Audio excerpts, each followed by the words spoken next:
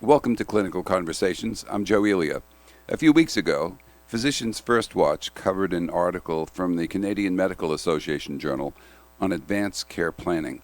We gave our coverage the headline, Death, How and When to Start a Conversation About It. The article was very popular with our readers, and I thought it would be good to catch up with the study's first author, Dr. John Yu. Dr. Yu is an associate professor at McMaster University in Hamilton, Ontario. Welcome, Dr. Yu. Thanks, Joe, for having me on. The principal message seems to be that these conversations aren't easy, but they're essential. I would absolutely agree. Your paper mentions that hospital-based clinicians rarely talk with patients about advanced care directives. Why do you think that's true? I think there are lots of reasons. Certainly when we go directly to hospitalized patients and their family members, we have concrete data that will say that these conversations are not happening often. From my own experience, I think there's a number of reasons. I think one really important reason is kind of just the culture of modern medical system that we've evolved, and in particular the acute care hospital, which is certainly where I work and I'm most familiar with, where the default pathway when patients come into hospital gets activated, and kind of the glide path for patients is to have the treatments automatically provided because they're available and in many circumstances they're effective. But I think we often don't just pause to think about, just because we can do this, should we do this? And I think it's that culture of very treatment-oriented and cure-oriented care, which is, a lot of times that's a great thing, but it's not always the right thing. There are others, but I think fundamentally that's a cultural reason that's very strong. And having decided that you would like to set someone's advanced care directives, you mentioned three phases of this in your paper, which I have to say is very practical in its orientation, and I'm sure the listeners will find it very useful to get their hands on a copy of it. The first phase is identifying patients at high risk, and you offer some prognosis estimators, and I'll put a link to those estimators on the website. But there's a curbside estimator that you call the surprise question. Talk a little bit about that. Sure, and so certainly this is not a trigger question that I've developed or we've developed. It was introduced some time ago by folks in the United States. But it's essentially just to ask yourself, when you're seeing a patient or caring for a patient, would I be surprised if this patient died in the next 6 months or 12 months? And if the answer is no, I wouldn't be surprised, then I like that trigger question, because it really does then give you permission to say, okay, well, it would be important and relevant and beneficial to engage that patient and their family in conversations. The next phase is the discussion about that discussion about prognosis with the patient and his or her family. What advice have you got on that score? So in terms of just practical issues around discussing prognosis, I think, first of all, even though we do provide some estimators, as you call them, or tools to make an estimate of life expectancy or risk of mortality, I think the first thing to recognize going in is that it's an imperfect estimate, and there's always going to be uncertainty around those estimates. And I think it's important to relay that uncertainty to patients and families, and also not to get too hung up on the number itself. Mm-hmm.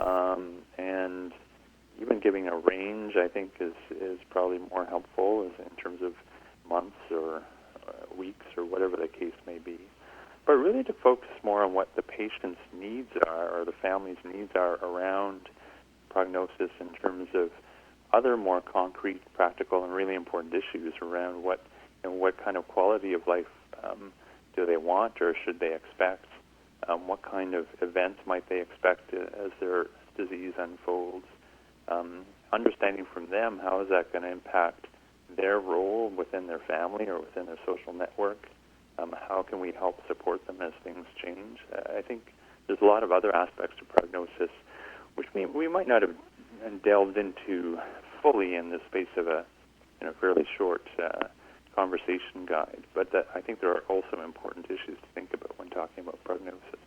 There was the question of reaching a decision, and one of the things that you emphasize in the guide is that this is not a single conversation. Yeah, I would agree that oftentimes it's certainly more of a process than a single event. And I don't think we understand fully from patients or families yet, and our research group continues to be engaged in this work. I don't think we understand fully what the preferences of patients and families are around how to kind of phase in the information, or what kind of process would be optimal for them in a hospital setting. But certainly it's been my observation that there's a fair bit of difference amongst patients and family members. We do suggest in our conversation guide to just simply ask patients or families if they do have anything in writing in terms of a living will or an advance directive, or if they understand what we mean when we say those things. And oftentimes people will say, "Oh yeah, my wife and I have talked about that, and this is the way we feel about it," and we can produce those documents. And in those kinds of situations, it's actually a fairly straightforward conversation about making sure that whatever expressed wishes on those documents are still relevant for the current context or their current illness in the hospital, making any revisions if they're necessary. But for other people who've never considered or thought about their wishes for care near the end of life, then I do find that often it may take place over not a single conversation, but over several conversations in the hospital. Yeah. And usually you have the time. Not always, but usually you do. Yeah, and one piece of advice that you give is to, having established those decisions, that they should be recorded clearly in the record, and otherwise it all seems, because as you know, you may not be around when those decisions have to be acted upon. That's right.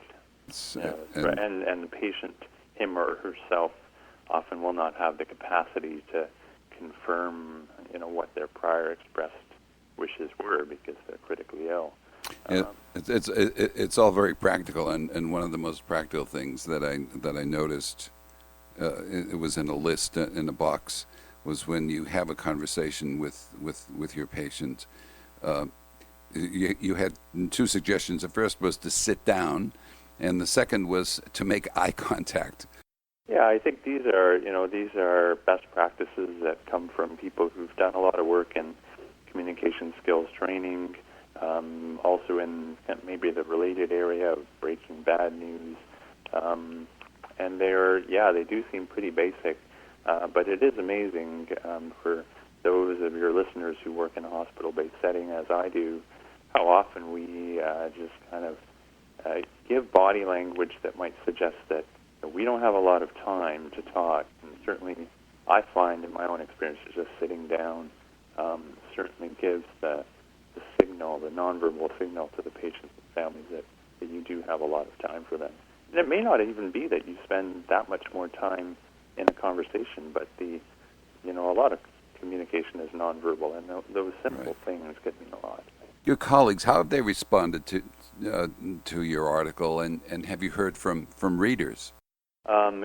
It's been quite phenomenal. I wasn't frankly expecting this kind of response, but I've had lots of people writing from all kinds of corners of the earth: Australia, Israel, France, asking if they can somehow get their hands on a copy of the guide. And in fact, I got to my office after being away for a long weekend and had a voicemail from a patient who had heard a broadcast out in Victoria, British Columbia. So that was quite something. Now, if you could ask a clinician to start doing something differently today than they may have been doing yesterday as a result of having read your guide, what would the one thing be? I think it would be like the title of our guide suggests, which is to just ask. And perhaps what we should have also said in there is just ask and then listen, which was actually the message from the patient who left the voicemail with me earlier today. And I think just doing those things, I think a lot of patients and families who are seriously ill, they have in fact thought about these issues because they can see that there are changes in their lives and in their health. But expecting patients and families to start the conversation themselves is, I think, a bit unrealistic and unfair. And if we simply ask and create some space for that conversation to unfold, I think that's probably the most important message out of all of this. Okay. Well, I want to thank you very much, Dr. Yu, for spending time with me today on this. I'm very appreciative for your interest, and thank you very much for your time. And that was our 164th edition. All earlier conversations may be found at podcasts.jwatch.org. We come to you from Journal Watch. I'm Joe Elia. Thank you for listening.